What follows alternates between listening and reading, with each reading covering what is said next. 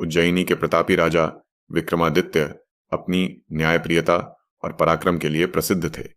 एक दिन एक अजनबी दरबार में आया और राजा को एक रहस्यमयी गुफा के बारे में बताया। उसने कहा कि गुफा के अंदर अकूत खजाना है, लेकिन वहां जाना खतरे से खाली नहीं। राजा विक्रम ने अपने सबसे विश्वसनीय सैनिकों के साथ गुफा में जाने का निर्णय लिया। जब वे वहां पहुंचे तो देखा कि गुफा का द्वार एक विशालकाय पत्थर से ढका हुआ था, लेकिन जैसे ही उन्होंने पास जाकर उसे छूने की कोशिश की, पत्थर अपने आप खुल गया। अंदर घना अंधकार था, लेकिन दीवारों पर जलते हुए दीपक किसी अदृश्य शक्ति का संकेत दे रहे थे। चलते चलते वे एक बड़े कक्ष में पहुंचे, जहां एक सिंहासन पर सोने की मूरत रखी थी। लेकिन जैसे ही राजा ने उसे उठाने की कोशिश की, पूरी गुफा गूंज उठी। जो लोभ में फंसा वह यहां से जीवित नहीं निकला। इतना सुनते ही राजा चौकन्ने हो गए।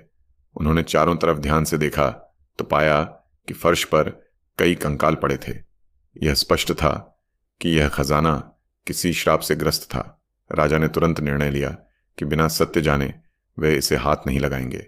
तभी एक वृद्ध साधु प्रकट हुए और बोले, हे राजन, यह खजाना केवल उसे मिलेगा जो बिना लोभ के इसे लेने आया होगा। यह केवल एक परीक्षा थी, क्योंकि तुमने इसे पाने के लिए अधर्म का सहारा नहीं लिया। यह तुम्हारा है। इतना कहते ही साधु अदृश्य हो गए और गुफा के द्वार पर सूर्य की किरणें पड़ने लगीं। राजा विक्रम ने खजाने का उपयोग अपने राज्य के कल्याण के लिए किया और अपनी न्यायप्रियता के लिए सदैव याद किए गए।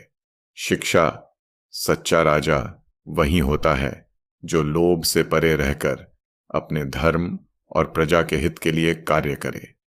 और ऐसी रहस्यमय वीडियो देखने के लिए हमारे चैनल गुरु कासिम अलवी सब्सक्राइब करें।